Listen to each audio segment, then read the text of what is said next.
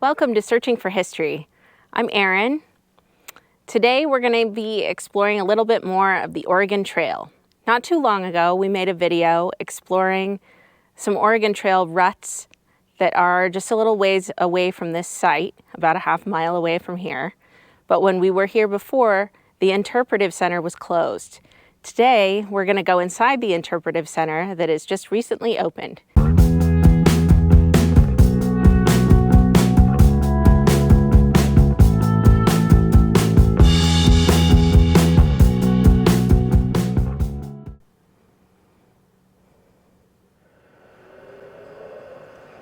150 years ago, the Flagstaff Hill area, nameless then, had the same dry, brown, rugged terrain, the same sparse vegetation, the same rugged basalt outcrops you see today. Imagine yourself an immigrant. After months of travel, you reach this rocky expanse of ankle-turning, wagon-eating ground. Hot, dusty winds smother your few remaining supplies. This unforgivable terrain proves that rough times never end on the long Oregon Trail. The best way to Oregon. As you enter Virtue Flat and pass by Flagstaff Hill, the wagons follow paths of least resistance. All along the trail, they skirt the hills and weave through washes and valleys. They trace the pathways used for centuries by the Indians. These old trails, combined with newer routes blazed by Europeans, form the 2,000-mile road called the Oregon Trail.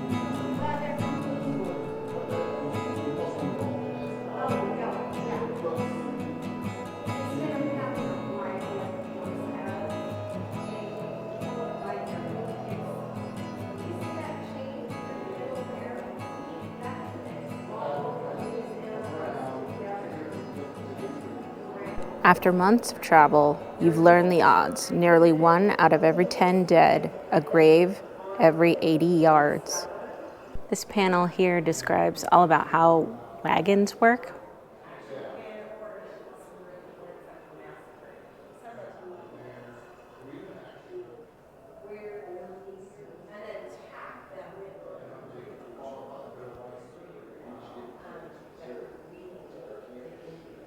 This part of the exhibit describes the different kinds of people who came through the Oregon Trail.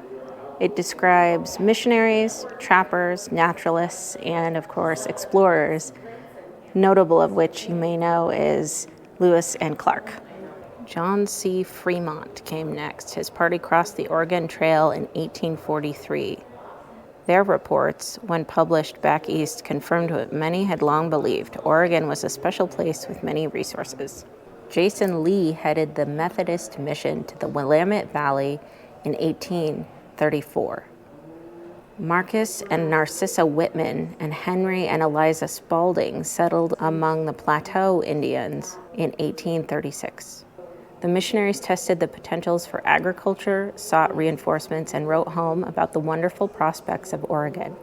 They were the vanguard who proved that Euro-American families could settle and thrive in the Pacific Northwest.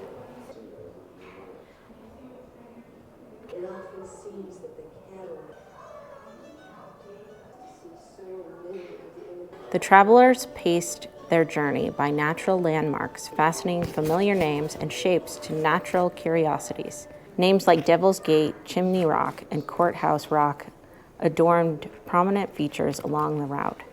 Immigrants looked forward to the next landmark, spring, tree, or rock formation. They learned to cope with the face of nature and with the overwhelming vastness of the land.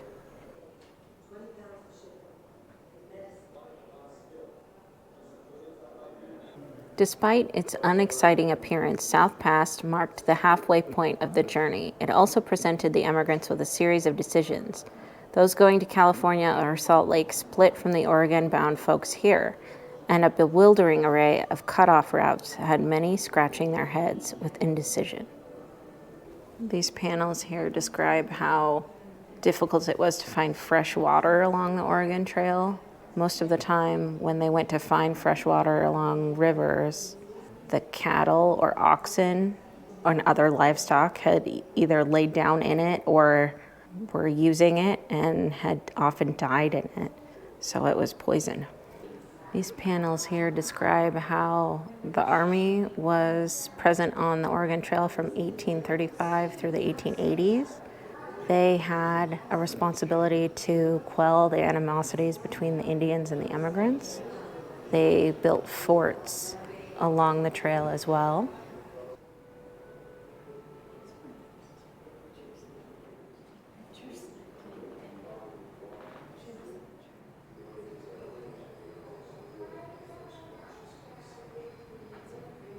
This panel describes how pioneers crossing the Oregon Trail needed to cross the Snake River. After waiting their turn at the ford for hours or even days, the travelers would take the wheels off the wagons, caulk the wagon beds, lash them together, load up hired canoes with goods, pull themselves across with ropes stretched across the river, and pray. Mr. Maynard's plain words help paint a picture of everyday immigrant life. The early start was typical. Immigrants hurried to cross the mountain before snows blocked the passes. Guarding livestock nearly all night meant looking out for wandering cattle and the onset of stampedes.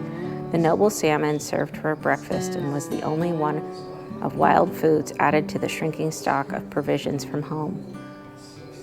From first nights out on the Platte to final camps in the sight of the Cascade Mountains, immigrants had a routine. They unhitched the teams, fed and watered livestock, pitched tents, gathered fuel, started the cooking fires, prepared dinner, and set the evening guard. Men, women, and children all had to do their part. At the camp in sight of the Blues, the promise of Oregon lay close at hand. Spirits rose, and the immigrants found time for visiting, diary writing, and even some music. At the strains of harmonica, fiddle, or ballad singer floated on the evening air, men greased the wagon hubs and mended harness. Women washed clothes in the Powder River. Children fished for trout. It was time to shake off the trail dust and feel good again. The Columbia River swirled ominously, hinting at the rapids in the gorge. The Barlow Road meant forest snow, cold nights, and mud on Mount Hood. Some immigrants decided to winter over at the Dells, but had to live with the nagging thought of others getting the best lands west of the mountains. All the options were costly, physically, emotionally, and financially. For those who had risked all, life, limb, health, and wealth, the banks of the Willamette symbolized the completion of a dream. They had not truly arrived at the end of the trail. They still had lands to claim and homes to build, but the river and the fragrant smell of cottonwoods confirmed that the transit of the American West was complete. That was my video on the Oregon Trail Interpretive Center, just a little ways away from the Oregon Trail ruts that we found in our other video that we'll post right here. Thanks for watching. Don't forget to like, share, comment on this video, and please subscribe to Searching for History.